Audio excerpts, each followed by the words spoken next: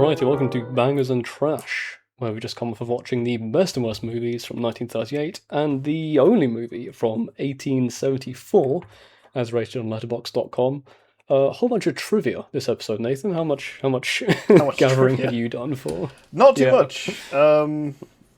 Mostly I was just getting freaked out by Esper's work again, so I'm light on trivia. Part of the trivia here for that, we'll get to that, but it may not have been Dwight Esper or Dwayne Really? Esper's work at all, actually. Interesting. It did have a Potentially. different vibe to Maniac.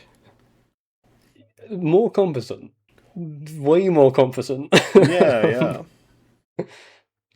So, Yeah, let's get 1874 out of the way initially. Passage of Venus. Mhm. The earliest accessible thing that we can call film that like the public can see. It is 6 seconds of Venus moving through the sky. in front of the sun, no less. Any thoughts? Yeah. Any thoughts in particular? Because I've done a bunch of like pseudo research about how this came about, because that's the more interesting aspect, I think. So, I'm assuming, like, is it actually filmed? Because obviously every version of it I could find was just pictures of film. So it looks like it was properly recorded. I'm assuming with like some kind of like lightbox apparatus or something, but I don't really know. I mean, obviously it's Venus going in front of the sun. It's cool. It's neat. You can see that nowadays. So when you look into like early film stuff, all the machines are, whatever scopes, Praxis scopes, kinetoscopes, fucking blah scope. Yeah. They used one of those. It was filmed in Japan by a Frenchman by the name of Jules Janssen and a Okay. Brazilian called Francisco Antonio de Almeida, and a crew of 6 more people to get these, I want to say like maybe, I don't know, 30 frames. One of 80 different expeditions sent out to locations to make sure it was captured, like across the world. Yeah. Big event, big crazy thing, and for it to be the first film that was captured and we can see without having like access to these big ancient machines. Interesting, cool, notable, I think is the way to put it. There's a picture of the crew dealing with the machine that used to capture the frames, and it is just like 8 guys and one huge microscope-looking thing in the background. It's really funny. So did they? I assume all the different teams were recording, and just this is the only one that was any kind of worth I think checking so, out. yeah, that's what I got. Yeah, because I But know. as we'll talk about with Sex Madness as well, like old film history is not too well catalogued. Yeah. But yeah, as far as I'm aware, they sent around 80 teams across various parts in the world. I guess Japan, Asia region, that's where they was most likely to see the passage. And these guys just happened to catch it. Yeah, because I know there's like an old. I don't think it's apocryphal. I think this actually happened, but I can't remember any of the details. So you'll have to Google it if you're listening and you're interested. But there was a guy, I think a British astronomer, where he had. It was a comet or something that he wanted to document passing by. And basically, it only happened every 7 years. And he was off to an observatory, I think, somewhere in like the Caribbean, somewhere sunny, somewhere where he was on a mountain, where they had the observatory. And he got there late. Oh And no. he was like, fuck it, I'm just going to wait 7 years. And so he waits the 7 years. In this time, doesn't like send anything back. Like he's declared dead in England. His wife remarries. They sell like all of his stuff, and then he waits. Takes a Caribbean holiday for 7 Yeah. years. No, but here's the right. He gets to the end of the 7 years, and the day it's possible, it's overcast. He can't even get it. Oh no, it's overcast. Does he wait another 7 years? I don't know. I think he was pretty old at the time. I don't think he made it the next 7. But you mentioning that they sent all the different teams out, like that brought to mind because you actually in that level of astronomy, in that time period, you were kind of like hoping, ironically, for the stars to align so that everything would work and you could just get the picture. Yeah, so this is a thing similar where like it happened every 7 or 8 years. So they knew it was coming up, and like I think they did expeditions afterwards as well, just to like get newer, better shots. Yeah, a real global effort. Like when you look at the history of early film, a lot of French people, a lot of Austrian people, you go to Japan, they've got a lot of technology going on there. I don't know. I feel like whenever I think about film history, It could just be like because I'm not cultured. There's a very like American view of early film, but no, this shit is like global. Yeah, Like the yeah. entire world was invested in like, can we make images happen one after the other? And the answer, as it turns out, has been yes. Like there is something a lot cooler about it being like an international team in Japan working to like do this all for 6 seconds. Like very, very worthy 6 seconds. It is cool. I imagine this would Yeah, have been mind blowing at the time as well.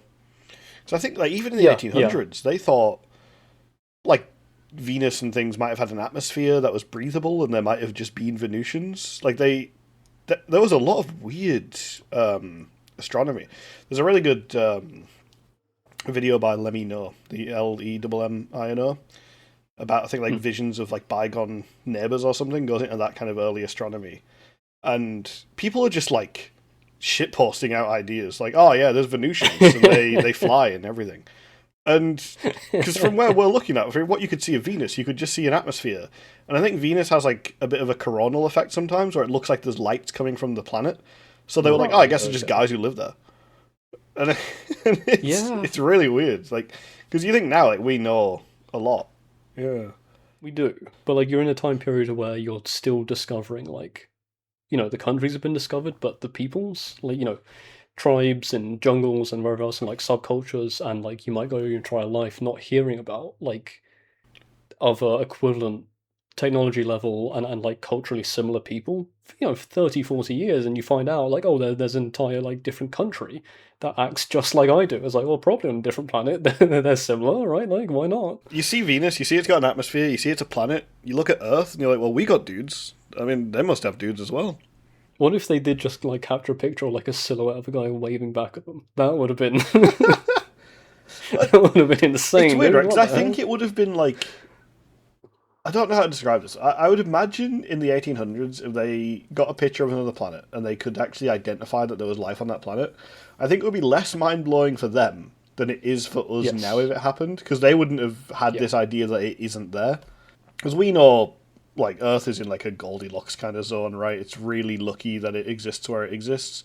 So that's why life is here.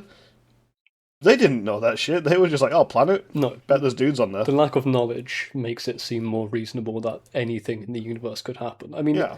I think a lot of people still believed in like actual magic at this point in world Yeah, yeah, history, right? exactly. Like, yeah, yeah. Passage of Venus. Yeah, you can find it on YouTube. It is 6 seconds long. It's a few bits of film. It's more interesting to look into the history of it. Um, but similar to like some of the stuff we talked about, there is an infinite spiral of like, oh, this inspired this inspired this is attached to this. Like the history of film is apparently infinite, and Yeah. way too much to sum up here. Turns out a lot of But people it's making cool. film have seen a lot of films. Weird that, yeah, strange. Would recommend checking out and reading about it if you're interested. Yeah. Moving right on to Sex Madness, potentially our first Oh, recurring character. Should we cover that before we go on to anything else? yeah, I mean, you've said it and you've piqued my interest. I was not aware that this might not be an Esper. Okay, so there is an author called Richard Whitaker who wrote an article for the Austin Chronicle, essentially talking about how Dwayne Esper may be credited for Sex Madness, Hmm. but this is debated. There are no credits in the film itself, and old film history is bad and it is incomplete. The culprit, which I think is the The appropriate culprit, word I'm yeah, going to use yeah, I'd here, agree with culprit.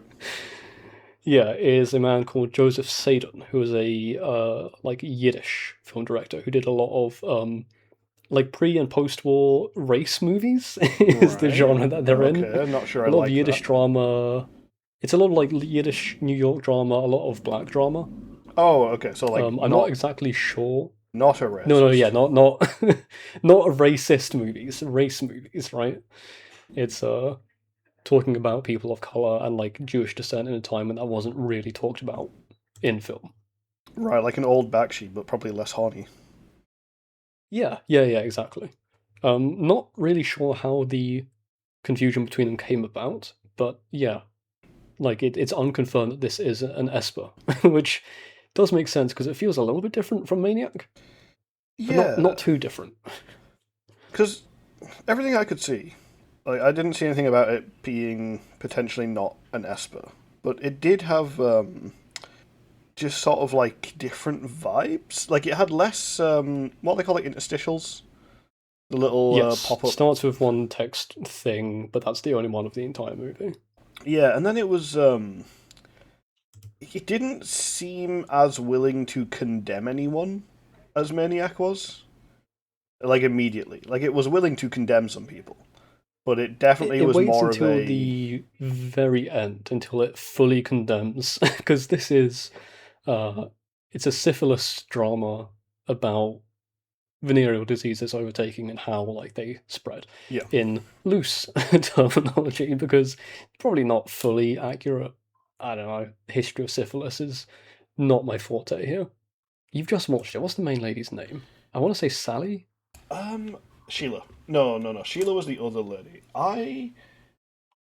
So I know Tom Lorenz. I know Tom Lorenz's father. I know the husband was called Wendell. I don't know the lead Right. actress's name.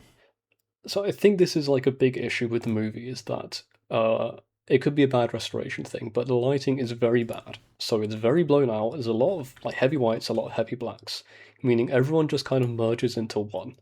And there's multiple different plots going on. There's like three different plots between two people who like catch syphilis in heterosexual relationships, then a couple of lesbians who just pop up occasionally. And I found it really hard to like peel apart who's who and what storyline is what. Yeah, it was Millicent was her name, by the way. I found Right. so. What I had this problem, right? There's a point towards the end where you're finding out. You as the audience are finding out that Wendell, Millicent's husband, has syphilis. This is just after they've had a baby, and he has it because he caught it off of Millicent, who has it because she caught it in New York. And he is going to. He's in work and he's losing his eyesight and stuff like that. Like he's not having a good time. And then it like hard like slam cuts to Tom Lorenz speaking to like a quack doctor. But because of the like you said, the lighting is all fucked because of the old. Maybe it's not very well restored. I didn't get a very well restored copy myself. Everyone talks the same. I thought this Yeah. was Wendell at a quack doctor until the next scene with Wendell, where he's at a doctor and he goes like, "Oh, what's the problem?" And I'm like, "Wait, didn't you just find out what the problem was? Like, didn't you just speak to a guy who told you got syphilis?" And it's like, "Oh Yeah. no, that was a different guy." Wendell and Tom had a better time looking apart because one of them has like kind of lighter hair, and Yeah, whatever lighting they use like made that more visual. But all the women are like, you all look identical, you're all talking identical, you've got the same kind of 30s cadence. When we talked about It Happened One Night and how I said like there's a huge variety of people and styles and talking fashions, this is the opposite. Everyone looks the same, they dress the same, they talk the same. It's the most 1930s coded thing you could ever ask yeah. for. These writers knew two people, one man and one woman, and they. Which does fit with the old Dwayne Esperisms, Yeah, yeah. Well, considering. that was why I thought it might have been Esper because the writing was very like every character is a talk boy, like a talk box for the authors, like the writers. It doesn't feel like any character has a personality; they're just saying lines. The start of the movie is really bad for that. Where you've got I'm looking at the cast list here. Paul Lorenz, I'm guessing, is the That's father the figure, father, yeah. who yeah starts the movie where it's like these kids nowadays having too much wild sex, and our son's an innocent good boy who won't be having any sex. It's like okay, I get it, right? I understand the point. Like it made it really hard to follow. Like it wasn't. I mean, there wasn't a lot to follow in general, right? I mean, the plot overall is you have one woman who is nice but got waylaid in New York and then fell for a guy's charms and then caught syphilis. That she's like a burlesque dancer. Then the other burlesque dancers who are, I guess, the corrupting influence on the men, and the men who are easily corrupted. And they all have the party. Turns out everybody fucking catches syphilis because that's just what happens if you have sex outside of wedlock. If you have a big orgy with people Yeah, who you know have syphilis, yeah, not good for turns out you you. might catch it. And then she goes and sees some doctor, and the doctor's like, "Don't you go speak to any quacks? They'll kill you dead." And then she goes home and speaks to a quack who doesn't cure her syphilis. And then she has a baby with Wendell, who then the baby is born with syphilis, and Wendell gets syphilis, and no one's chilling. It's pretty bad, pretty grim.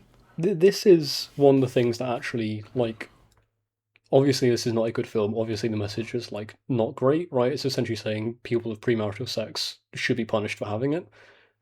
It doesn't get that across very well because Millicent goes to a doctor, a real doctor, who says it's going to take time, it's going to take work, we can cure you, but just don't like look for any quick fixes, right? And then in universe, it is 7 months between that discussion and her talking to a quack who promises a more quick fix. And the assumption is that it's been 7 months of like pretty hard work of managing the illness Yeah. and, living a stable life and not indulging in the kind of advice the movie is critical of. And like the one who catches syphilis at the end who says I'm going to be cured says it's going to be 2 years, but like that's nothing in my life. And like 7 months for someone who doesn't know the complexities of venereal disease, that's a big amount of time, you know? Like you should have made it 3 weeks before she goes to the quack if you want to be critical of that kind of lax thinking, not seven Yeah, because months. It's a long time. I only realised he was a quack that she was talking to when she went back home. When he said exactly, like, word for word what the other doctor told her to watch Yes. out for. Because otherwise I was in the same mindset, being like, oh, she's gone home, she's stuck with the treatment, oh, this is her home doctor, she did find one, because the doctor told her to go find a good doctor.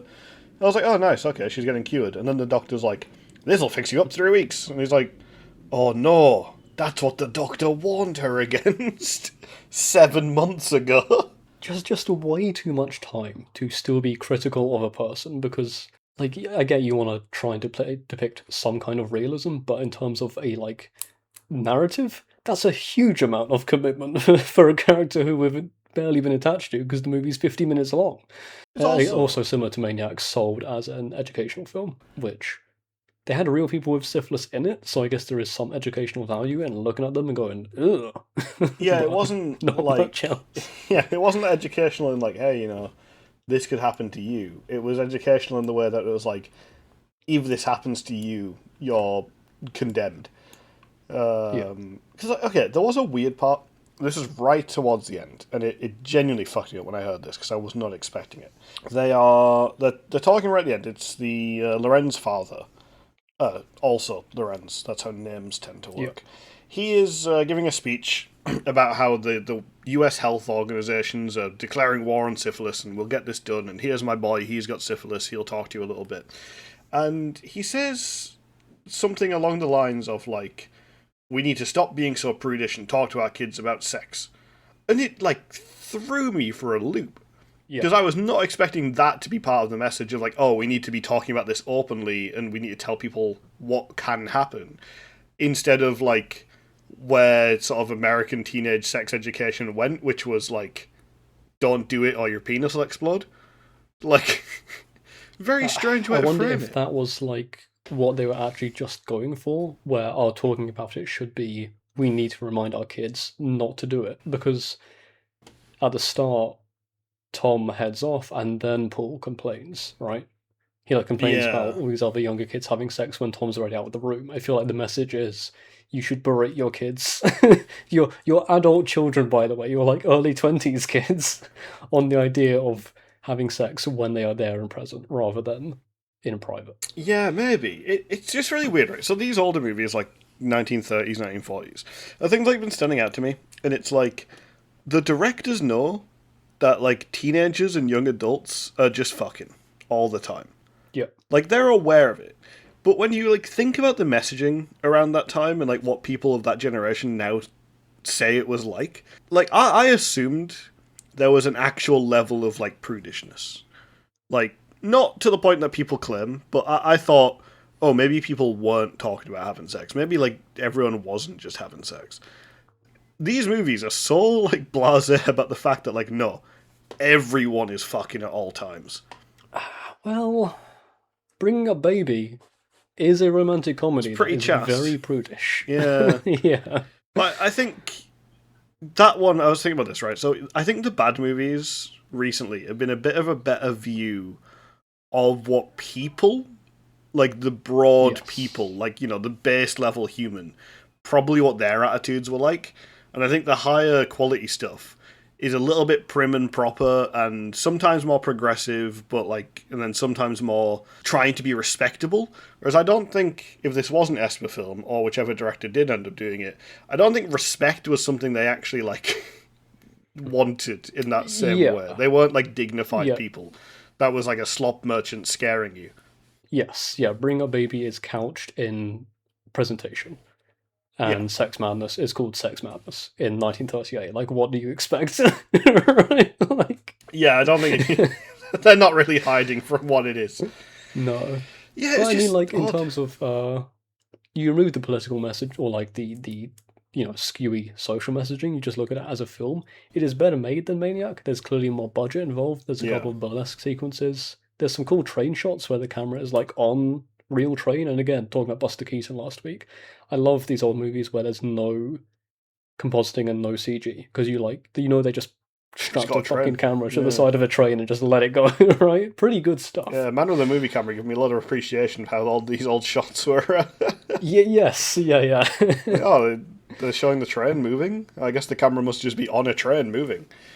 The train thing was weird. So, did you feel like they dwelled on how a train works for a bit there? I've got a note that says train shots are cool, and it's been a few days since I watched it, and again, these old boring movies just kind of turned to mush, but the fact that I made a note tells me it was there for at least a minute, because I was watching enough to go oh, train. Yeah, so it's Millicent. She's getting on the train to go home back to whichever state she's from, right, from New York. And she's just finished her stage 1 treatment, so she's going home. She knows that she needs to go get stage 2 treatment. She needs to go find a doctor and desperately hide the fact that she has syphilis, so it's got to be a doctor in a different town. But she gets on the train, and then you get a shot of her on the train, shot from outside of the train, shot of the train moving, shot of the train engineer shoveling coal into the train's engine, and then another shot of the train, and then a shot from the station with the train arriving. And I'm like, man, trains are cool, but this was... They're not this cool. It felt very... my brain went to, the travel scene in Hot Fuzz? Where PC Angel gets and he's travelling to the middle of nowhere, and it keeps showing you shot of transport, quick shot of this. It was very if this train bit was cut faster and more aggressively, it would be really funny in a very Edgar Wright style, which just fucked me up for a bit.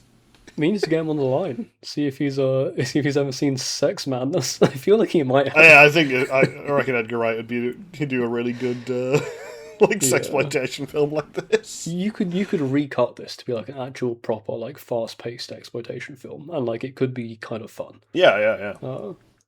Too bad it wasn't. Well, if you look at the alternate titles, some of them are pretty good. So Sex Madness is the big one they got known as. It's got another title, which is They Must Be Told, which I suppose leans into more the educational, we're telling people about syphilis. That's what the movie ends on as well, They Must Be Told. Yes, yeah. My favourite of the alternate titles, though, is Human Wreckage. Human Wreckage? What a just absolutely cruel thing to call people who have been, lured into sex and got STDs because of it. Human Wreckage? Human Wreckage. Just, you're an awful, fucked up, horrible little gremlin woman. Having syphilis, it's pretty bad for you. A burlesque show producer, pressured you into sex, you fucking monster. Jesus. Just all over strange. Okay, one thing, I have this in my notes, right? So you've got the two secretaries who are very clearly gay, right? The random lesbians. So this was actually cut out of a lot of showings of it. Right, okay. I think it's 4 or 5 minutes. I saw a YouTube video complaining that they cut out 27 minutes from the movie. That's not true. This thing didn't have an extra 27 minutes, but there's a scene where one woman says to another, you've definitely got it, and then she touches her arm, right? And that's gay enough that the censors were no, because we're in full Hays Code territory now. Because it was interesting to me that they weren't presented as more evil than anyone else.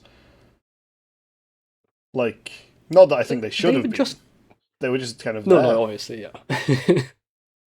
But they were there, and then they were kind of gone. Nothing happened with them. They were just incidental lesbians. I thought they were going to pull the gays are corrupting everyone, and they're going to end the world. And it was just here's a bunch of straight couples, and oh shit, we should tell gay people they can get it too.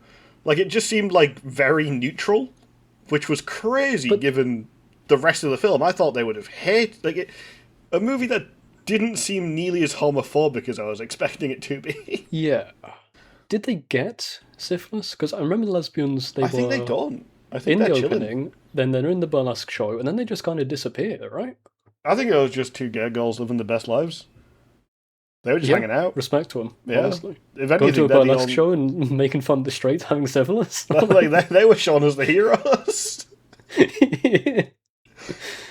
Dwayne Esper, gay ally. Or Joseph Sadin. I would believe Joseph Sadin is more of a gay ally because he's like a ally of the people of color. He could probably do something about gay rights, but he's also maybe not. Who knows, right? 1930s, they're fucked up. It was just weird. Like I saw that they were clearly gay, and my brain was just prepped for like some horrible shit about them. Yes. And then they were just like chilling. I guess maybe they were expecting when you watch this movie that you already have these like preconceived notions, because I think similar to some of the other ones we've seen like this, they present people as like irredeemable and stuff, and then there's a few people they throw in there that I think the movie expects you to already distrust, so they don't do anything to make them distrustworthy. And like for me as a modern viewer, I'm like, oh, okay, well they're there, and they just seem fine. The social horror should be the seeing of lesbians rather than the lesbians doing anything particularly egregious. Yeah. But when you don't care about lesbians, it's like, well, sorry, whoever directed this, I'm not actually spooked. I think that might be it. I think like the movie already expects you to be quite homophobic, so like when you're not, they don't do anything to make you to reinforce it. It's a bit like the Nazi one, right? I don't hate Jews, so a lot of the stuff they were showing me was just like Jews doing stuff, and I'm like, oh well, I guess Jews do stuff. They're known to have Crazy habits. Like, Jews happen to exist in the world. Yeah. Fucked up. That's crazy. Most Jews I know do stuff. So okay. Here's a moment that caught me that I just want to bring up because it made me burst out of laughter for a second. So about 10 minutes in, one of the women who I can't remember because they're all the same woman, they go to visit their auntie or their mother or something. There's a random cutaway to a printing press for all of about 3 seconds with a music sting that just kind of goes. It's like Citizen Kane with the parrot, right? It's just a different flash of an image and then a sting of noise. And then I think it might be Millicent after she's got the syphilis, and she's talking to her mother or whoever else, and they're in a little house, and there's an open window. And my thinking, because it's like a pure black window, right? It like draws the eye. And my thinking is that someone is watching them, or they're lurking there, or like something's going to happen. Yeah. And then it just randomly shuts, and Millicent, or the young woman acting, it's like clearly startled, right? She stumbles over her line. And then cut to next scene, nothing happens. The set was just falling apart as they were filming it. They didn't refilm it. So okay, that reminded me though, like the bit of the horror thing. So to go back to the burlesque show, right? You see these different characters' faces in the burlesque show, and then I don't know whose face it is. It dwells on a character who just like does a horny face, like an older dude. Yeah. And then as they're leaving the burlesque show, I think it's Sheila or one of the burlesque actresses. It might be Millicent.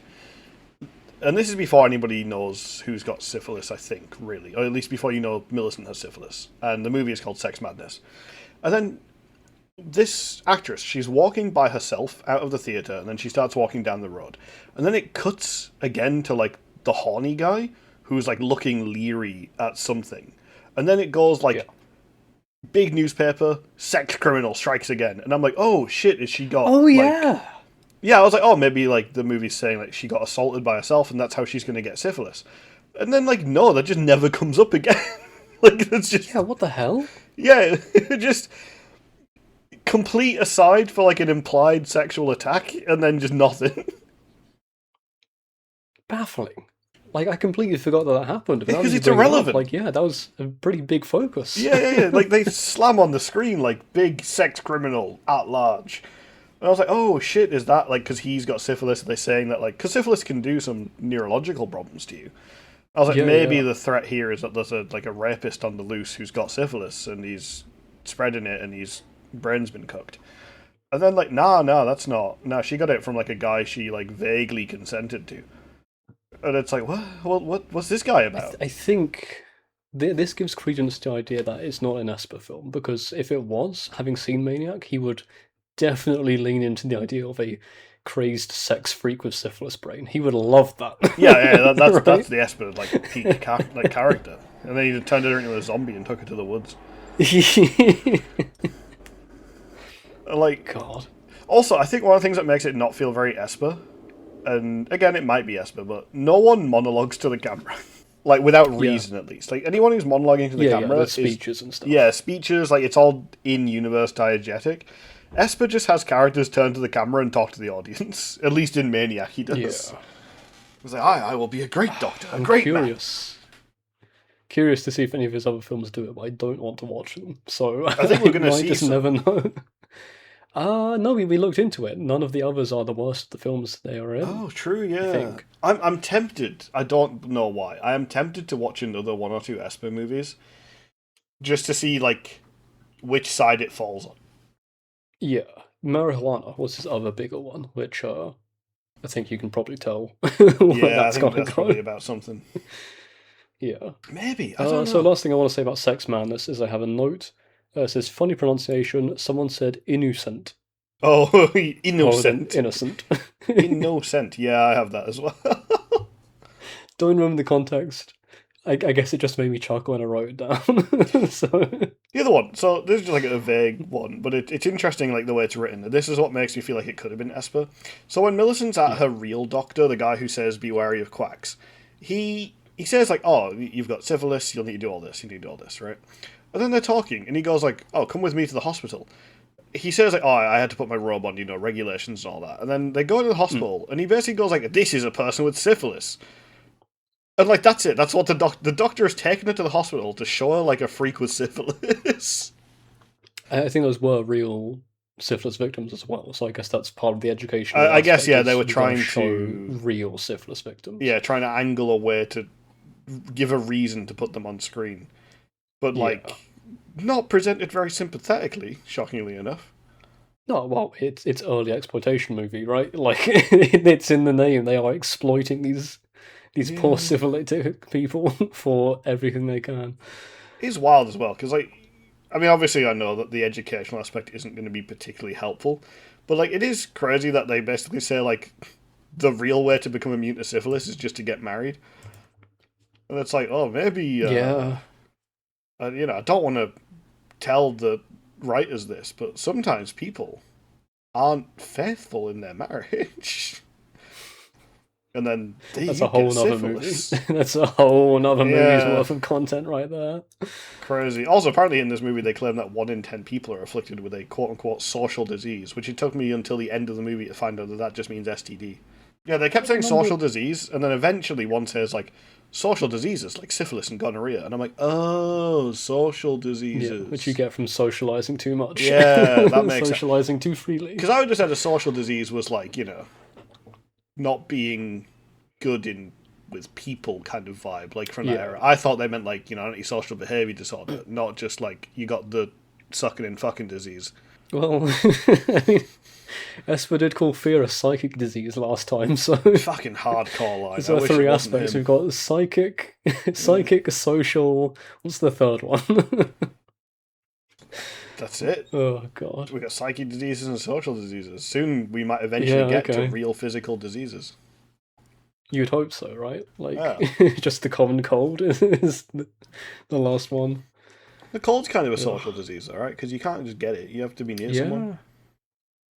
Yeah, what would you define as a non-social disease? Because you get them from people. Like... Tetanus. Living creatures. Tetanus, I guess. Yeah, you step on a nail, you get tetanus. Yeah. Sometimes. Rabies. What if that nail knew your best friend, It's true. Rabies ain't social. You get it from an animal, not a guy. You can get it from a guy, though. I've seen people try to interact with animals. That's social enough. There's not a lot of people trying to interact with animals. Socialize with. That was the other movie. Yeah. God, okay. Yeah. Let's talk about that. Bring Up Baby. The best directed or best rated movie of 1938. Directed by one Howard Hawks. What a fucking freak movie. What an insane film. I will say, I really enjoyed it. Thought it was pretty well done. Hepburn carries, I would say. Like, Grant's good, but So, I think like, Hepburn my carries. first note I hear is the 30s really had a thing for sassy manic pixie dream girls. Then they got on the Wikipedia page just to check out, and it's like, Hepburn has been discussed as the first example of the manic pixie dream girl trope, right? Yeah, I can Like, see she it. is the early manic pixie dream girl, and I don't think she's ever been beaten in No, I, other like, films. as a 32-year-old millennial, I enjoy the Manic Pixie Dream Girl. I don't think anyone comes close to, like, this movie. Like, I think manic is the most appropriate word for her because she's a yeah. fucking freak. She's just doing the craziest shit. But yeah, so you got Cary Grant, who is playing David, who is he's not an archaeologist, but he's running a So, museum. He's a museum curator. technically, he is just a zoologist, not a Right. paleozoologist. Yeah. But for some reason, he loves the Brontosaurus. Yeah, he's focused on dinos. He's got a bone coming in from an expedition, and he's getting a donation from a place. Goes to play golf, runs into Susan. Is it Vance or Lance? I think I've written down Vance. Susan Vance, I think. Yeah, who is played by Katherine Hepburn, and it's similar to It Happened One Night, where it's worlds collide. It Happens One Night is a romantic comedy. This is a romantic comedy with huge underlines on the comedy. This is a movie that is funny first, everything else second. Stressful second, I think, is the word to put it. One thing I thought was really weird with this, because I hadn't really seen much of Katherine Hepburn. I didn't really know any of her characters. I've only seen, like, headshots of her.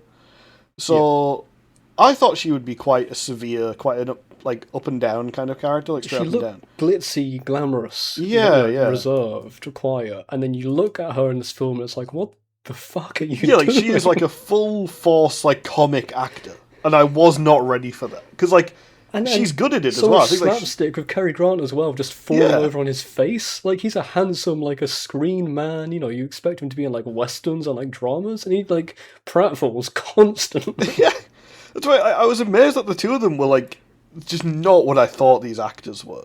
Like they were, I mean, they were both very charismatic. Like I'll give them that. That's the one thing I guess I would have assumed they were.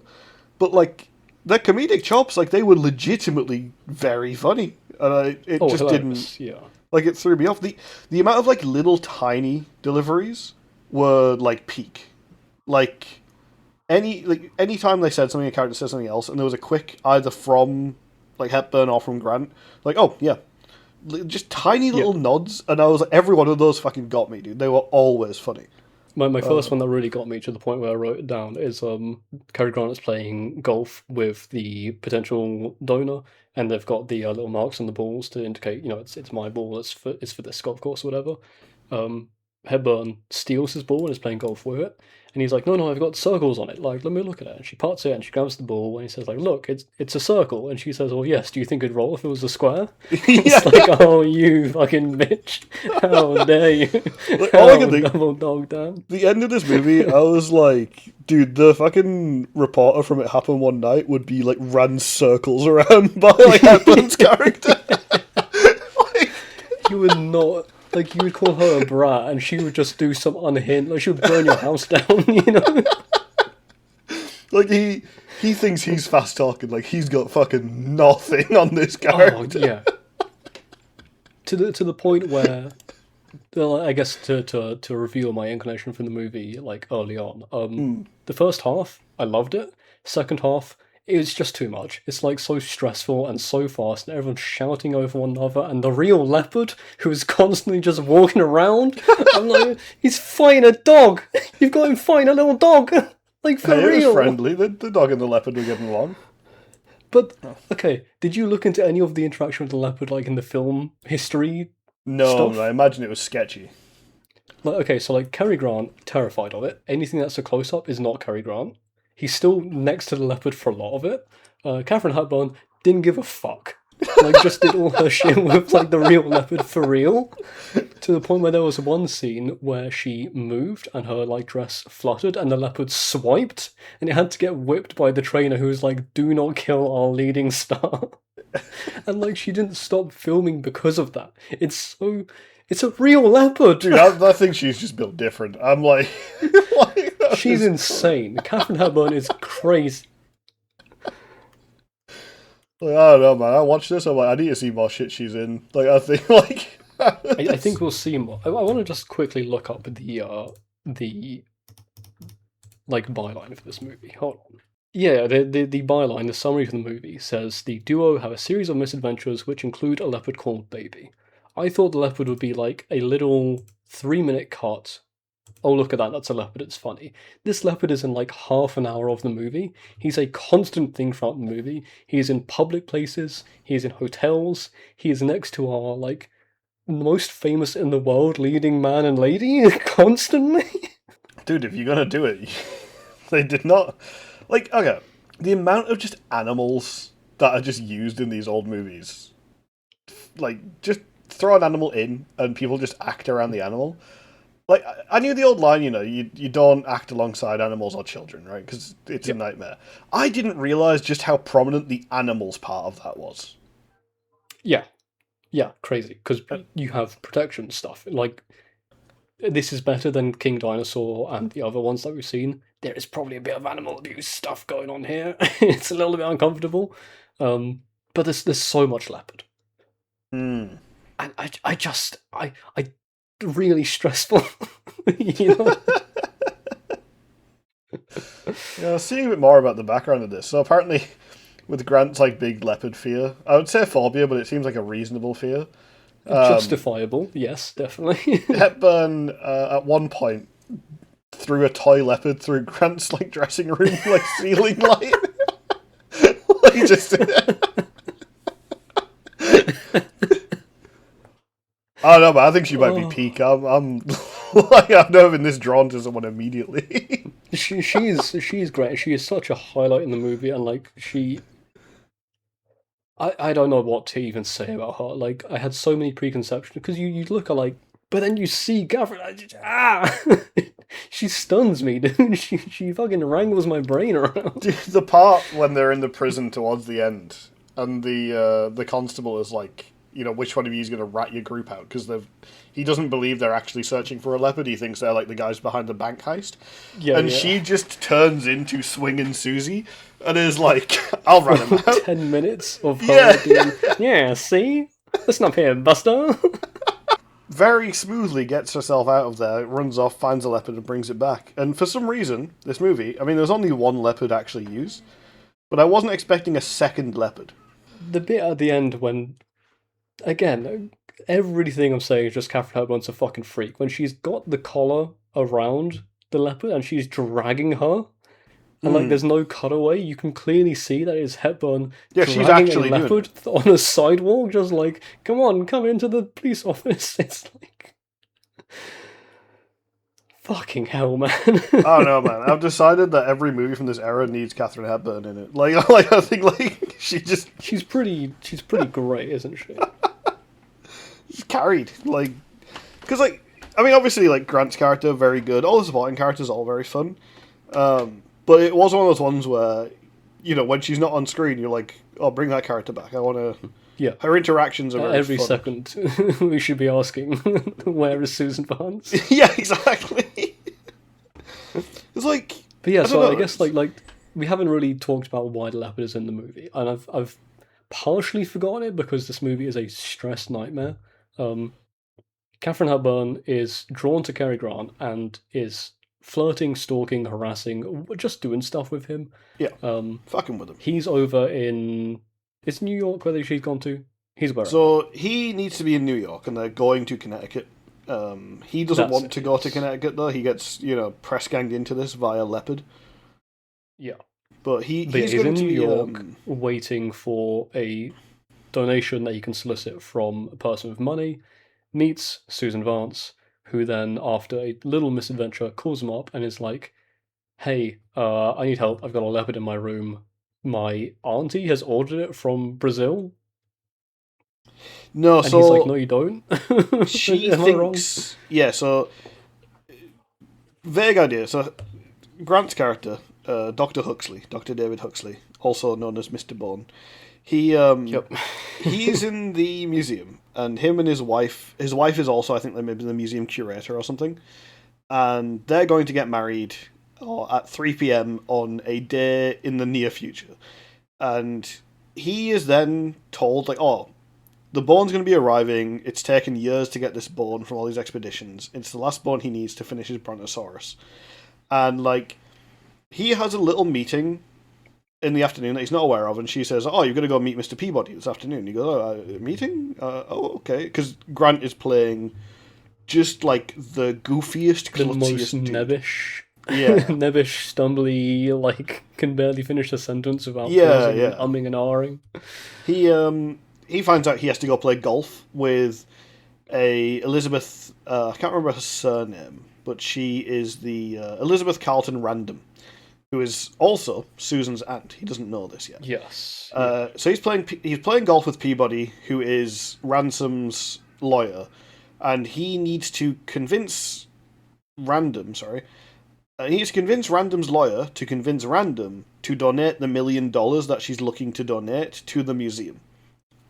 And when he's playing golf with the guy, he bumps into Susan, who steals the ball, then steals his car, then drives him off, and then he runs into her again at the ball where he's supposed to, at the little dance, like, evening meal, dinner time thing he's going to go with Peabody, where she harasses him some more, and she kind of just decides, like, I like this one, he's mine now. She steals multiple things, they tear multiple articles of clothing. I'm shocked that you see under the skirt.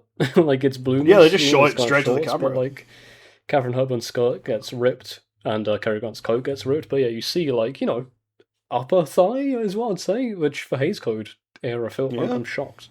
Probably her idea. Yeah. Yeah. Everybody else has seen about it. So, like, yeah, they do that, and then, he gets rid of her finally, flees the place with her, and the morning after she calls him and says, like, oh, my brother sent me a leopard. And he's just like, get the fuck out of here. Like, shut the fuck up. Like, how do you have my number? And then, like, oh, but I need help. There's a leopard. I've got to get to Connecticut. And he's just like, well, no, I'm getting married at 3 p.m. today. And my bone's just arrived.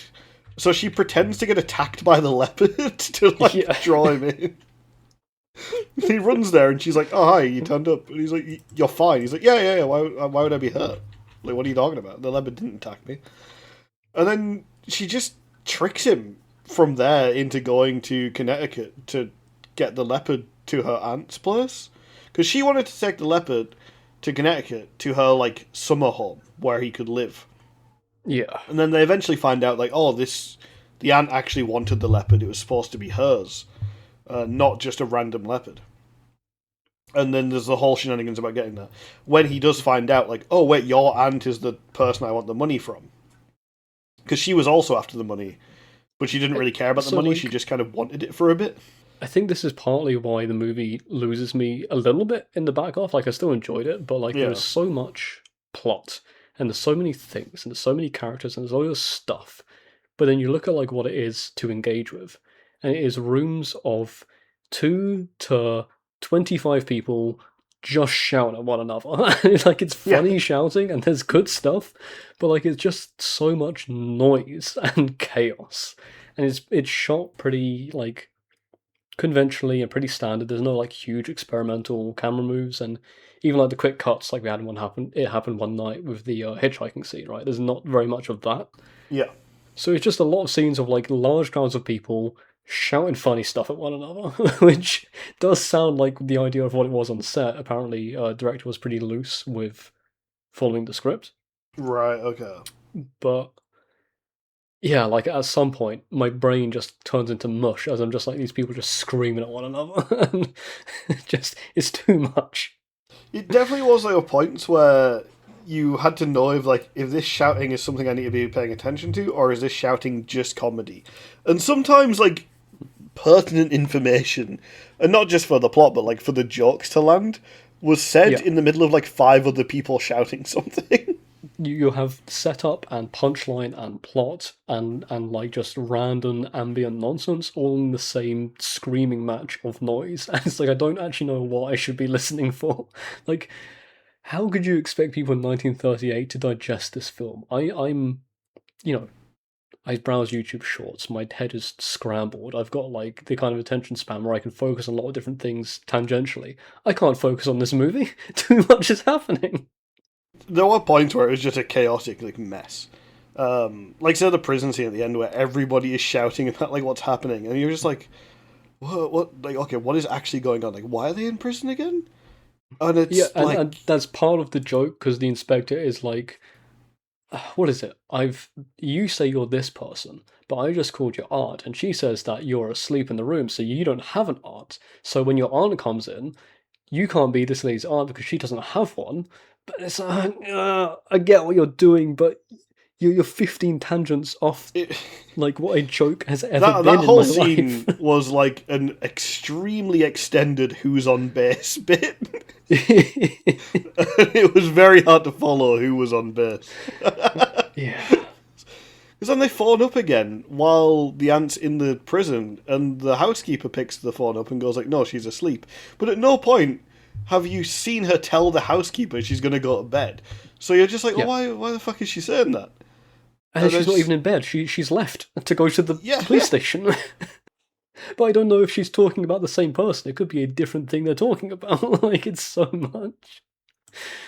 yeah, definitely got a little bit all over in the second half. Still very enjoyable, but definitely like not the kind of thing you can just put on like another screen. Like you got to lock in and watch this and Yeah. watch it carefully.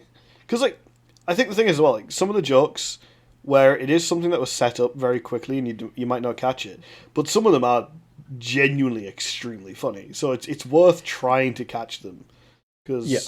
especially if you like that kind of like screwball comedy as they apparently call it, like it's really good, really clever, and very fast. Like it is not stopping to let the audience keep up. It is expecting you to be able to. Yeah. Once you get past that, like, 40-minute mark, once they've got the Leopard and they are together, like, doing the little road trip, it's the kind of movie where you can't even talk about the jokes because they happen so frequently and you need so much context, and there is, like, no pause to, like, let you enjoy the comedy. It's just like, go, go, go, go, go, go. Yeah, it's just hitting you like rapidly. Like anytime any character is talking, 90% chance it's a joke. Yeah. And like a lot of it is just noise, and then sometimes it isn't. And it's so hard to follow. No precision. It is just full throw everything at the wall and see what sticks, and most of it does stick. But then you've got this huge messy wall that you've got to scrape down to actually understand. Because the plot should be simple for this kind of thing, but it's so complicated and like weaving and intricate. It's like I don't know who's what anymore, dude. Like you're supposed to be getting married 5 hours ago, and Yeah, you're in a nightgown. yeah. You're The marriage gay? plot is the marriage plot is thrown out the window. They wrap that up right at the end by just saying his fiance doesn't like him anymore. Like they just screw it. It's fine. Which is also like the real introduction and wrap up of the romance, where Hepburn comes back and she's like, I'm glad you've divorced that dumb bitch. I love you. And he's like, well, I think I love you too. And then While again, she's swinging back the and forth on a ladder. she's swinging back and forth. Like clearly someone off screen is like shaking her, but she's definitely high up. And I think it's really Hepburn who like climbs the Bronto, which then falls to pieces as she's being grabbed by Grant, who's carrying her like 15 feet off the ground. Yeah. Psychotic movie. There's a part, so I'm reading a little bit more about the movie, just to get an idea of like, the behind the scenes, because apparently they were having a fucking good time filming this, despite Yes, the yeah. fear. The scene, I think this actually is like one of the funniest parts of the movie. So Grant's character has just gotten a shower in Vance's like country house, where her aunt also owns the country house, and she's like fled with his clothes, so he can't escape. And he comes out in like a dressing gown, and she goes and gets a shower, comes back, and for all of this, he's been carrying the bone with him in a box, and he's needed to keep hold of the bone because he just had it with him, and now it's like he needs it. It's very important to him. He puts the bone on the bed, goes and gets a shower, comes out, and then they're talking, and he looks in the box because he's going to try and go home now that he's got clothing off of her like brother or something, and the box is empty. So we've seen already that George the dog has taken the bone. Yeah. And he looks at the box, he goes like, where's the bone? And she goes, I haven't had it. And obviously at this point, she just says shit. So like he doesn't She believe it. just makes stuff up like Yeah, for no reason.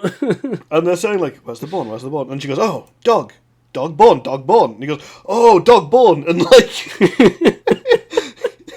Apparently, really fucking funny. Like it's so well delivered. That scene took them 6 hours. It's like 30 Yeah. seconds long because they kept fucking losing it behind the camera. Like, there's something about that as well. It's less of the funny part, but like the idea that this bone is, millions of years old. It's a dinosaur bone. The idea that a dog is like ontologically drawn to a bone rather Dog than because need it like bone. smells like marrow and like, you know. It's the bone essence. Dogs love bone. Like it's so like a dog bone, of course. Yeah. It's such a stupid bit, but it's so funny. Again, it's something you would see in a Looney Tunes production. This watching films from now has been so informative into like how the fuck did Bugs Bunny exist? Because Katherine Hepburn exists, and Clark Gable exists, and Buster Keaton exists. That's how Bugs Bunny exists. All of these like stars of the screen were just coalesced into one sarcastic rabbit, and like they change culture forever. It is funny, it really is. Like, if you enjoy Looney Tunes, which you should, because Looney Tunes is peak, especially the Bugs Bunny bits, you're going to enjoy all these old comedies, because they're just funny. Like, they're legitimately great comedies. If you've ever watched the opera Bugs Bunny, like that especially, I think is like so informative into these characters. Yeah. You know? Because, like, it's strange. Like, I didn't realize, like, I didn't think at least, that the sort of like 1930s, 1940s, the wit would be that quick. Because I'm used to the comedy back then being very slow, joke, punchline, simple delivery.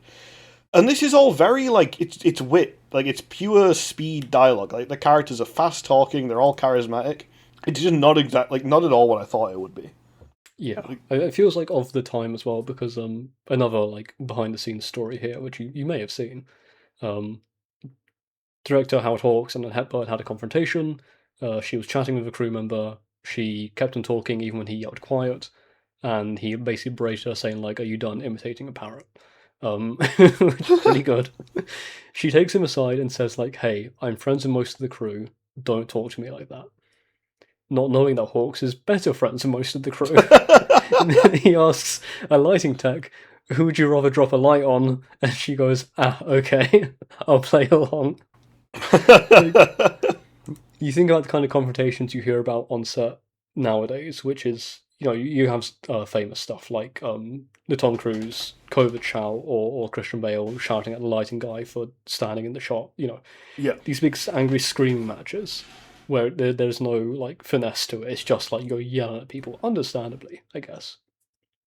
But then you look at something like this, it's like these are just people who don't care, fucking around, and like making fun of one another. Even though they're dealing with hundreds of thousands of dollars, which to scale up to nowadays, this would have been like a pretty big budget film. Yeah, this would have been a very high budget movie. Like budget back then was 1.1 million, scaled up nowadays. It's be like a $30 million movie probably. Like pretty expensive. Yeah. I mean, not cheap. I was looking there. I saw the salaries. They got doubled. Yeah, the salaries got doubled. So like what? Hepburn got about 122,000. Grant got 123, and Hawks got 203. And that's like in 1930s money. So yeah, budget would have been around 24 million today. Yeah, Hawks got 4 million today. Not for this movie. Not hugely expensive when you look at like what films are turning into nowadays. Like an episode of Pluribus was 15 million, right? And that had like 10 episodes shot for it. So yeah, things are scaled differently, obviously. You can't just transplant that from that, but relatively big budget movie, and it feels like people were just making fun of it the entire time. The movie was made sarcastically. Yeah. Just crazy the different actors' approach. Like, I mean, Grant and Hepburn's different approaches to the Leopard is so funny. Like, I've never felt more respected by Cary Grant in my entire life when he's like, "Don't make me act with the fucking leopard." You know? Pretty reasonable request, really, isn't it? Yeah. Like we have Okay. foxes who come into the back garden sometimes, and I'm like, I'll be a little careful. It's a wild animal. Like I don't know if this fox is gonna fucking grab me. The idea of being on set with a real leopard, like a few years old leopard as well. Like it's not, it's large dog sized, and it's got the huge leopard paw. It will just kill you.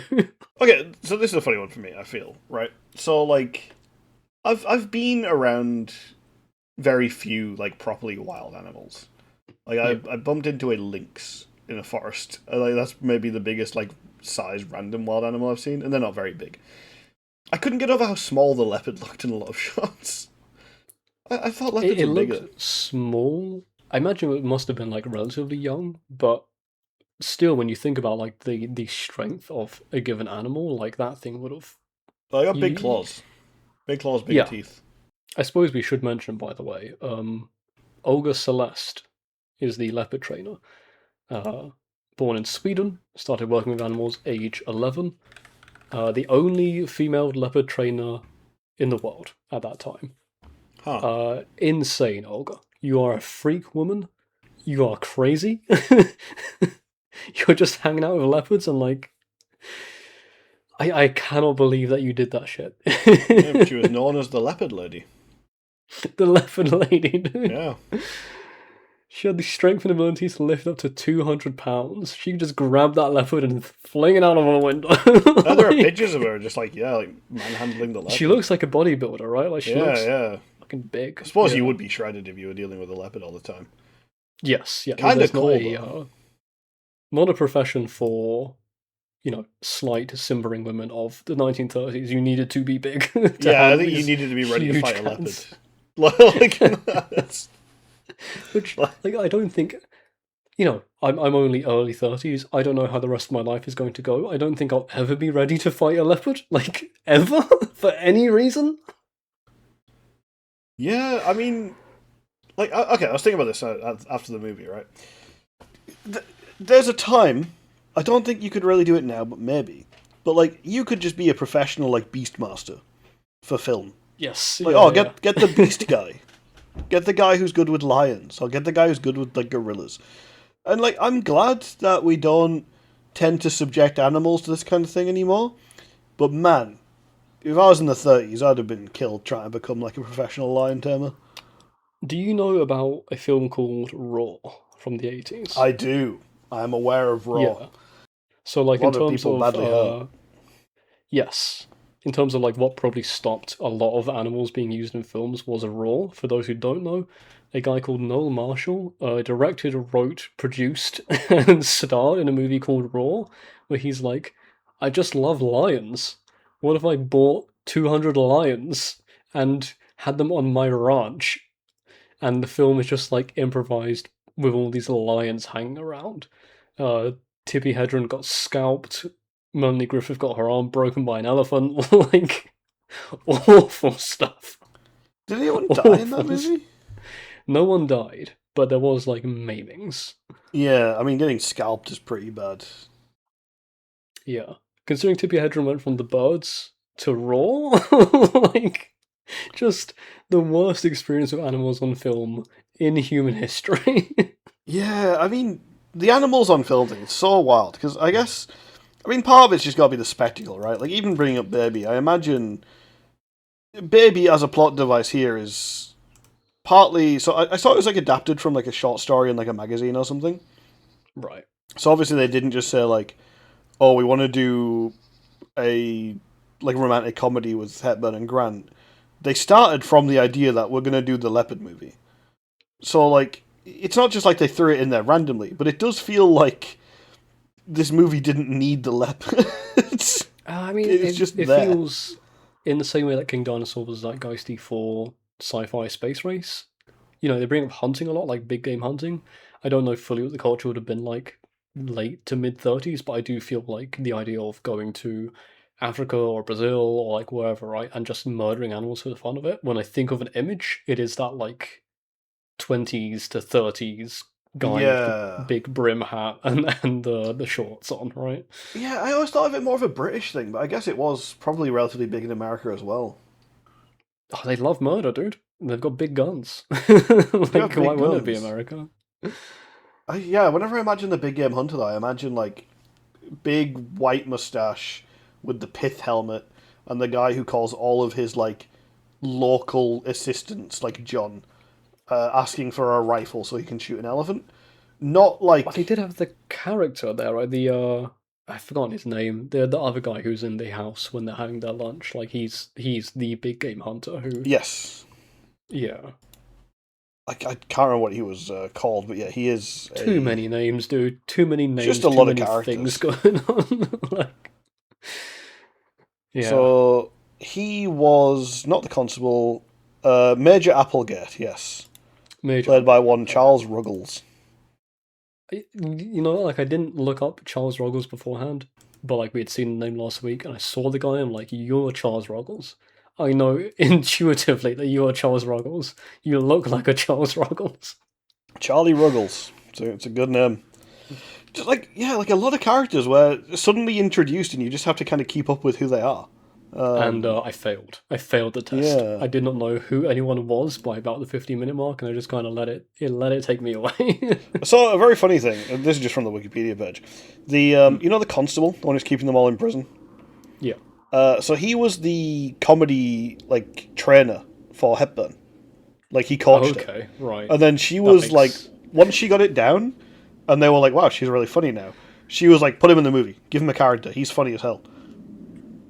And then they just cast him as the constable because she like demanded that they put him in the movie. They had great chemistry. Like they worked really well together. I would not be surprised. Yeah, because I mean, like at this point, she was like a big star, right? Like, she had a lot of pull. Yeah. She was getting paid a lot, so it is I funny think that this she just was like, her and Grant's third movie together, and Cary Grant was big at the time as well, yeah, right? he was So huge, right? yeah, The British lovable, like, oh, he's always a bit weak and the women want him kind of vibe. he's huge Like, to the point where I haven't seen many of his films, but I know him and I can picture his face without even having seen this movie, right? Like from the yeah, yeah, 30s, I know Cary Grant is like the guy. So yeah. Again, just an odd one. Just one that really like blew away a lot of what I thought these actors were. I was a bit shocked. Fun yeah, though. I wonder how many dramas we're gonna get from the 30s because there had to be some. It can't all be these like goofy screwball like Yeah, pants on head yeah. stupid comedies. But That's a if good it point stays actually. this for a bit, like that's fine. Yeah, I've only really just clocked that. Yeah, all the high-rated older movies are comedies, which I'm a bit shocked by because I thought like the classic film snobby vibe was not to rate the comedies that highly, but I guess when everyone's just rating how much they like them, you're going to run into the comedies because they're easier to like. But Yeah, I like, mean, you compare it to something like Nobody Knows, right? Like one of the driest movies yeah, put to film. yeah, Like it's dry is the wrong term. One of the straightest movies put to film. Like it's that Nobody Knows is the kind of movie I was expecting to run into. I wasn't expecting to run into goofy comedy about two people with a leopard. so I feel like again this is a letterbox culture thing. Um, when you look at reviews for a lot of movies, you'll see similar names coming up because they're being upvoted by because you can sort by popular. Yeah. Demi Adjikebe, the guy who does the September videos. You know Demi. Do I know Demi? Yeah. He does the Ready Player One song on the piano. They're really funny. He's a funny comedy guy. He's in Dropout and stuff. Oh, yeah, yeah. Yeah. So Ready he shows Player up a lot. One. There's a lot of like other YouTube people who shows up a lot. I feel like the culture of letterbox reviews from older movies are these like YouTube coded. I like kind of funny things. I'm looking for something a bit lighthearted and like quirky. Yeah. Whereas when you look at critical reception, I think you're going to get more into the artsy, serious drama stuff. But we're looking at through the filter of 2026 millennials, which is a very Yeah, different yeah. Very different audience vibe. compared to contemporary audiences. It is nice though. I do feel like it opens up a lot more of what people actually like would want to watch. Because if this podcast ended up being just a bunch of movies, even of the caliber of Nobody Knows, it's a hard thing to get people to go watch the movies, right? Like, I would Yeah, expect, as much as I think Nobody Knows might be one of the greatest movies of all time, like, that's not an easy recommendation. I've recommended that Such to a like hard one pitch. friend. Yeah. Like, if you watch a movie about kids being abandoned where the worst shit you can imagine happens, not really, Yeah, to be exactly. honest with you. I have one friend when I was talking to him, and I'm saying that you'll like this movie, and Yeah, I haven't recommended it to anyone else because like you need to know the person. Not because I think anyone couldn't enjoy it, because I think anybody would enjoy it, but as a movie to pitch to someone really hard. But like, it happened one night or Ace in the Hole. That's an easy recommend. It's just like here's a yeah, fun movie. It's pretty comfy. Like it happened one night. I've recommended it to loads of people because I'm like, it's really easy to watch and it's really funny and it's just yeah, really definitely. enjoyable. But yeah, something like Nobody Knows. It's not something you can just kind of throw on and casually watch. And when we're telling people to who maybe wouldn't necessarily go watch the movie anyway and probably still don't, like it's going to be easier to pitch these comedies. So it's nice that we get a much more, I guess, realistic view of what the highly rated movies are. Yeah, Like, this is the kind of thing people are going to watch and they're going to want to watch. So, it's pleasant. It's good that the 30s isn't full of, like, extremely heady documentaries and serious dramas. And instead we're getting these, like, goofy comedies. I imagine there's a world where you get movies that are like, what if Broadway Melody was good? Which is Yeah. they're still good, but they are, big epics with a load of extras and a load of sets, and it's like talking about, corruption and drug use and I don't know, whatever else. And again, we keep bringing it up, like to just get Looney Tunes. It's like, oh yeah, I Yeah. can tell anyone to watch this. Right? You like Daffy Duck? You like Porky Pig? You'll find something in here. Yeah, exactly, right? It's like anybody can watch this and enjoy it. And it's easy to watch as well. Like I think there's some movies where I would say like we roll into them and then we say, "Hey, you guys should go watch this." And you get 10 minutes into Nobody Knows and you go, "This is a bit much. I'm just going to listen to the episode. I'm not going to watch it." But Yeah, you could just yeah. accidentally finish this movie. Like I think you sit down, you throw on Bringing Up Baby and you'll watch the whole thing and you'll be like, "Oh, that was fun." You'll be like stunned into a trance that occasionally gets slapped out when you see the real leopard like walking 2 feet away from a man who is terrified of leopards. You're like, oh, Yeah. Similar with like it happened one night though. I feel like you watch that and the first scene or two, you're like, oh, this is cool. You get to that first scene with Clark Gable and the bus driver, and you're like, I'm locked in. This is going to be a great yeah, ride. yeah, definitely. Like they're not hard So, sells, which is really nice. yeah, and like the scene where they're throwing rocks at Mr. Peabody's window, and then Hepburn just grabs She like the just beans it. fist-sized Yeah. rock and just kills him like he would be dead. I found a bigger rock. Clunk. It's one of those ones as well where like the jokes are so obvious, right? You're throwing rocks. Oh, he opens the window. Oh, she's not paying attention. Of course, she's going to hit him with the rock. But Yeah. the fact that they do it and like the timing, like it's very well paced, very well executed. It's sometimes predictable is funny. You just need to be funny, and but it's like That's the trick, right? I think even if you know what the joke is, if the person doing the joke is charismatic and well timed, it just lands. Much yeah, like The Rock. yeah. If we're not talking about Dwayne Johnson in this case, Yeah. Not a man with that much on-screen charisma. oh, compared to Hepburn, like he dies. You know, like she suplexes him out of the Yeah. fucking. Carries the scenes. I think that's the one that blew me away, right? I feel like a lot of these movies, we've seen actors who are on like similar levels going, and I'm amazed that like Hepburn in a scene with Cary Grant, and she is like the reason you're watching the scene. Like Yeah. anybody else could be across from her, and it would just work. And I feel like a lot of them, like it's crazy to have like one actor who is like leagues above everybody else for how much like stage presence they have. But It's like worth watching for the that. other actors are still also like A+. Yeah, She's just S star, you know? Like yeah, exactly right. She's carrying, but like nobody else isn't pulling that weight. She's yeah, just that good. So, yeah. yeah, very Bringing cool. Up Baby would highly recommend it, even if it is the most stressful comedy I've ever watched. It's pretty high intensity. It's time for Who Said That, where I've gathered 5 reviews, each from a movie on Letterboxd that we talked about this week, And I want Nathan to guess which one is which. I'm So, interested by this one because I feel like I've been getting better. Sometimes I got a bad week. mm, I'm going to just assume I'm getting better. This is one where I think there is potential for people to be a lot vaguer about the movie they're talking about.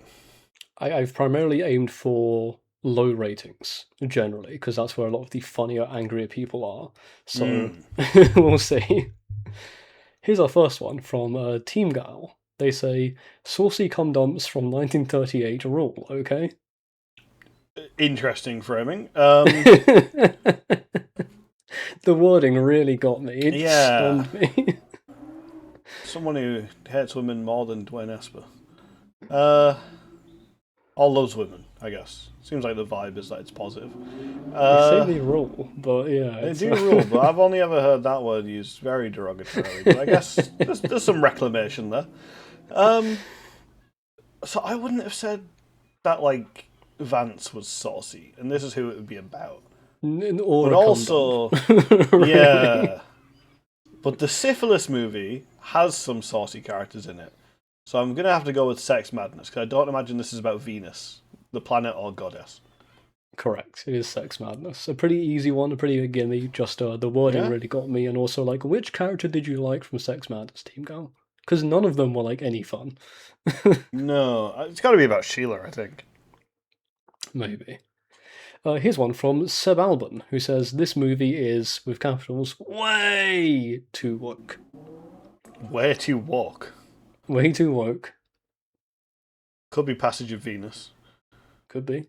Could be. It is progressive. It was literally progress. Yeah. So, Sex Madness has a gay couple in it. That could be it. True, yeah. And obviously, people who complain about things being woke, they don't tend to take in the substance of what they're watching very well. Yep. And But Cary Grant wore a dressing gown, a lady's dressing gown, and he jumped and said, I'm feeling gay. true, he did. But Which now you're trying to may be lead the me first towards use baby. of maybe the first use of gay in motion picture in that context, apparently. Huh. I'm just giving you the context for it though. I'm not trying to lead you to anything. Bring Up Baby did have some cross dressing. It did have a powerful woman lead.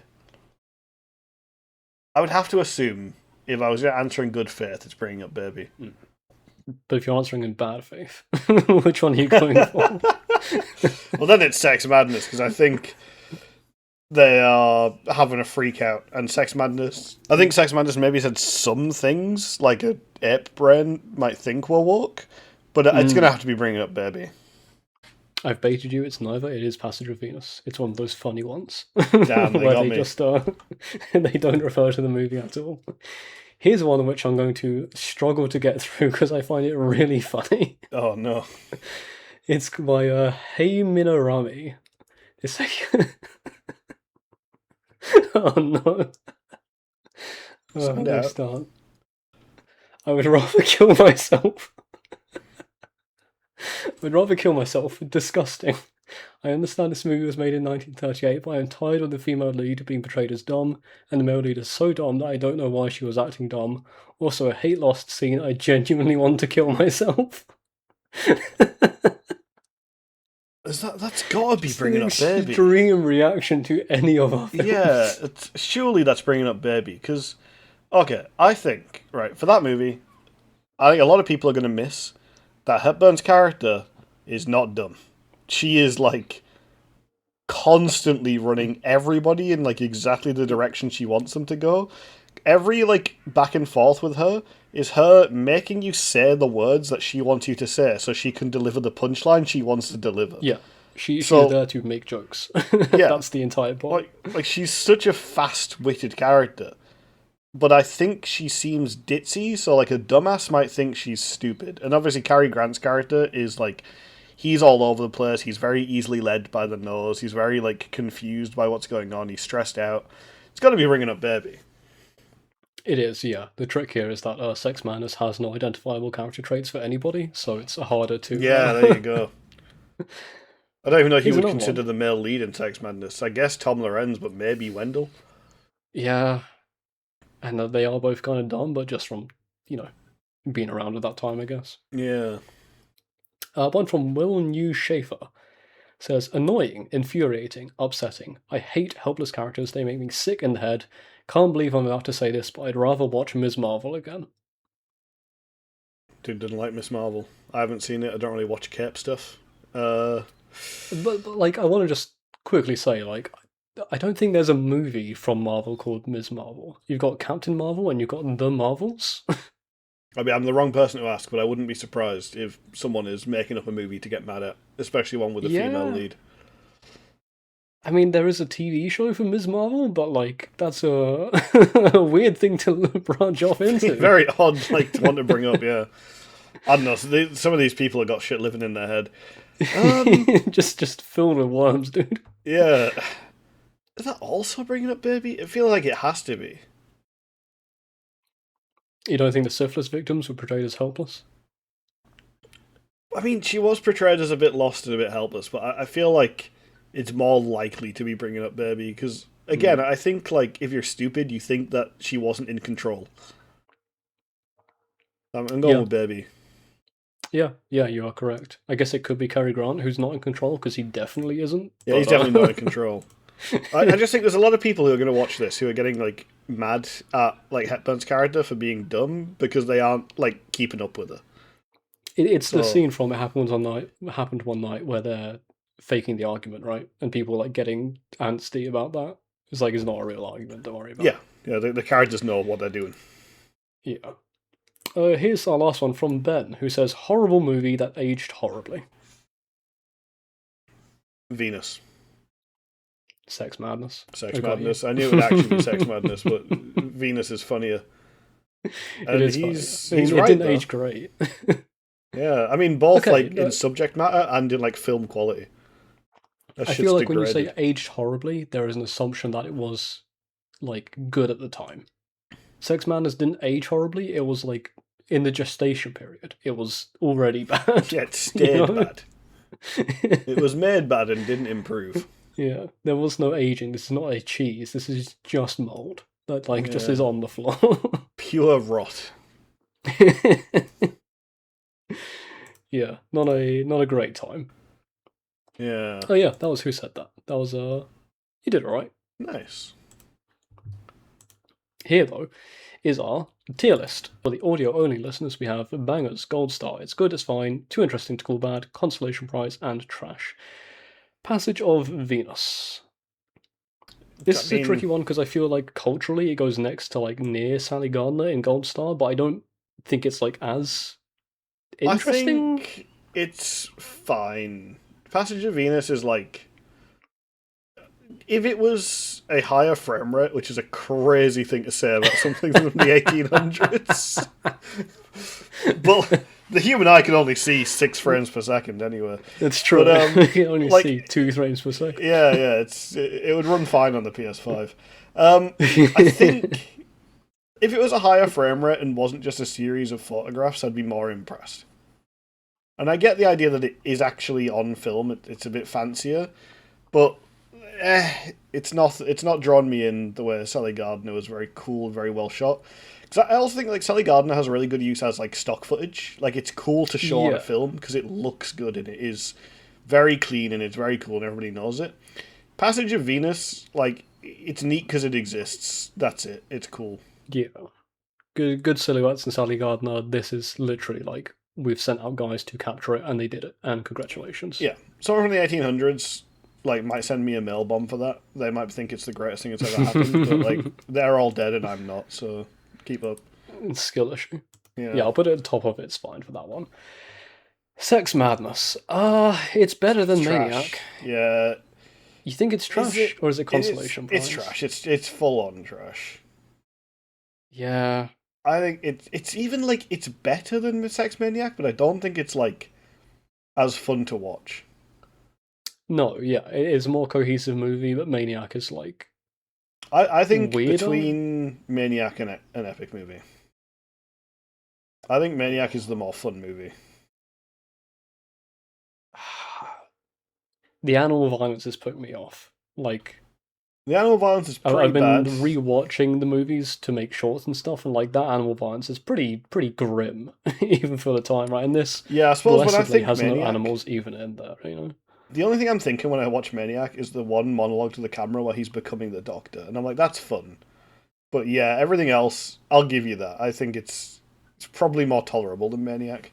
Yeah. Okay. So top of trash, and then bringing up Baby. I feel like my instinct is like below Godfather Gold Star. Like it is very good, but that half point, like halfway mark, it still has me, but just I start to trail off. Yeah, I'm fine with that. I think I would rather watch It Happened One Night, but I think this is really good.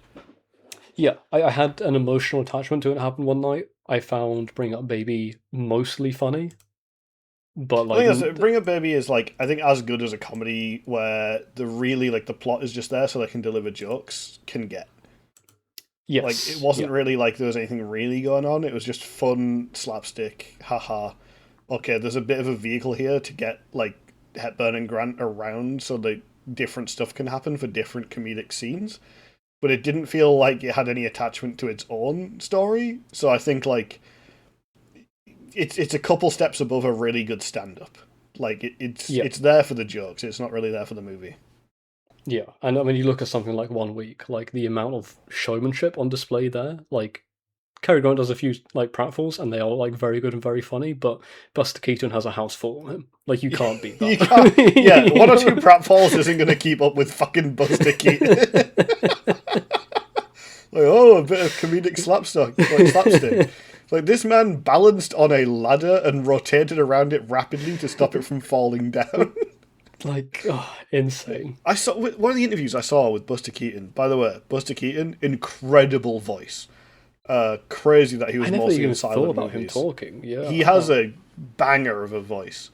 He had a thing where a lot of those shots, it was we're gonna do it, for real, and if we can't get it in one take, we're throwing the stunt out. wow. Yeah, He just did that shit without even trying. yeah, yeah.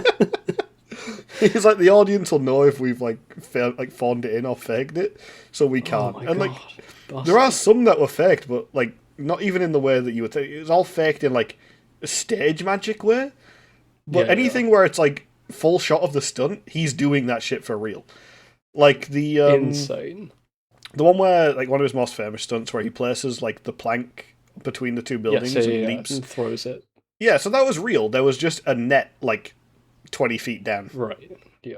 Like he still had to do that. God.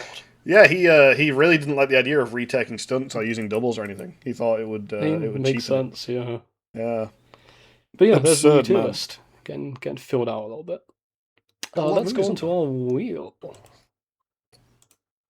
Let's see what we get. What are we looking at? Well, we got Oh, well, it's going to be another double feature probably. We have 1900. 1900. I'm just going to hide that. That's almost definitely going to be shorter, so I'm going to spin another one and we can just figure it out all in one. A lot of these old years in this wheel. Yeah. Oh, more contemporary. 1973. 73. Okay, let's find That out could be what a those good are. So we sci-fi. I have... feel like 1973. It's going to be a cool sci-fi. Oh, it might be, yeah. So 1900. If we show short films and we sort by, so most popular is Joan of Arc. Huh. Oh hell yeah! Well, remember. So Oh lowest yeah, true. first is Faust and Marguerite, or Faust and Marguerite, and highest Faust and first Marguerite. is A Trip Through Paris, France in the 1890s. Okay. Oh, it's City Symphony. We talked about this. Yeah, so Faust and Marguerite is Marguerite is seated in front of the fireplace. It's a minute long. I'm not going to read the summary. We'll just watch it. Yeah, A Trip Through Paris appears to be just that. Is a trip through Paris in the Yeah, in the 1890s. we talked about this with a man with a camera, right? There was like a whole genre about just recording like Yeah, a yeah. time in a city. It's kind of sick. I love that. That's very modern. You know, you have like the walkthroughs of cities that came Yeah. kind of peaked during COVID. And 1973. Three. I forgot where it was for a second. Most popular is let me hide short films because I don't think it's Charlie Brown Thanksgiving as good as that might be. Probably pretty good. The Exorcist. Ooh, Oh, this might be a that's good not going to one. be highest rated. It's Really? 3.95. That's Oh, not going yeah, to be highest shit. rated. Damn. Not my rating, average rating. Highest rated is Blackenstein. Sorry, lowest rated is Lowest rated Blackenstein. is Blackenstein. Not highest rated. Highest rated is Paper Moon. Oh, another rom-com. Oh no, yeah. wait, hold on. Directed by someone who did a rom-com I like. Oh. Blackenstein. To stop this mother takes one bad brother. Eddie is a Oh, Vietnam no. veteran who loses his arms and legs when he steps on a landmine. A brilliant surgeon is able to attach new limbs. A chance assistant switches his DNA injections, transforming into a gigantic killer. It's 87 minutes long. Okay. Is this going to be... Has Mystery Science Theatre done this? I don't know. I don't think so. I don't think it has because the immediate reviews no one mentions it. No one mentions it. Yeah, I think we're safe. And Paper Moon by Peter Bogdanovich, which is during the Great Depression, a clubman finds himself saddled with a young girl who may or may not be his daughter, and the two forge an unlikely partnership. So this is by the guy who directed What's Up, Dog, which is a rom-com that I mentioned when we talked about What Happened One Night. Oh yeah, great movie. So I'm excited about Paper Moon. I like Peter Bogdanovich a lot. Yeah. Okay. This could be so our movies are 1900, Faust and Marguerite and a Trip Through Paris, France in the 1890s, and 1973, Blackenstein and Paper Moon. Yeah. We're getting a lot of exploitation film. Yeah, this is going to be an interesting one. Intrigued by Blackenstein. Blackenstein has 2.1. I feel like it might actually be just kind of okay and funny. Might be funny. After all of these early 1900, Drek that we've been watching, this might be pretty good. Yeah, it's possible that it will be at least a little bit funny. I'm amazed that I haven't seen anything about it. I mean, it's referenced in The Simpsons, apparently. Okay. Yeah. And in a few other things. Something at least. But, it's known that it exists. So I guess we'll see. What else has the director done? William A. Levy did... Well, Blackenstein is his most popular, so nothing that we're gonna know. Yeah, nothing of note, really. Okay. Should be an interesting one. Probably easier to get people to watch, at least. I mean, if you're listening in, it's probably not going to be too hard to watch Blackenstein. Apparently William A. Levy was friends with James Dean. They were next-door neighbours. Well, there you go. Elvis called him to hang out when James Dean died? What the hell? Intriguing. Huh. Oh, well. An interesting mix of movies. Yeah, definitely. That's curious. Who's in Paper Moon? I know any of these actors. Patrick Swayze and Deborah Winger in their first professional roles. What the hell? Paper Moon is Tatum and Ryan O'Neal, who are relatively famous. I think it is a father-son situation. Hmm. One of them is in What's Up, Doc? I forget which one it is. I was looking there at the... is in What's Up, Doc? At the director, Mr. Peter Bogdanovich, like you mentioned. Yes. Have you seen his Wikipedia, headshot? He looks like he's in The Godfather. I haven't. He is in The Sopranos. He plays the therapist of a therapist in The Sopranos. But yes, that is very Pacino coded. He's got this might have been a picture face. of him. This might have been a picture of him directing Paper Moon because it's the exact same year. So yeah. It looks like if you made a mistake, some guys would turn up and whack you.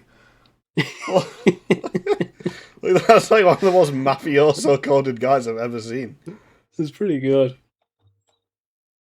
They'd just call him the Russian or something. I know he's not, but they wouldn't know given his name. They would just assume he was and call him that.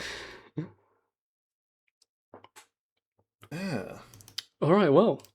Real movies. Real, slightly more contemporary movies. That's nice. Yeah, pleasant to get something a bit more... something in colour, right? Crazy that I look for something that's 50 years old and go, oh, finally, something modern. More contemporary. A movie that is twice my age. Oh You well, know, that'll be when fun. you've been in the Dwayne Esper depths, getting a movie from literally when your parents were born does feel pretty modern. We might get into the 2000s again eventually.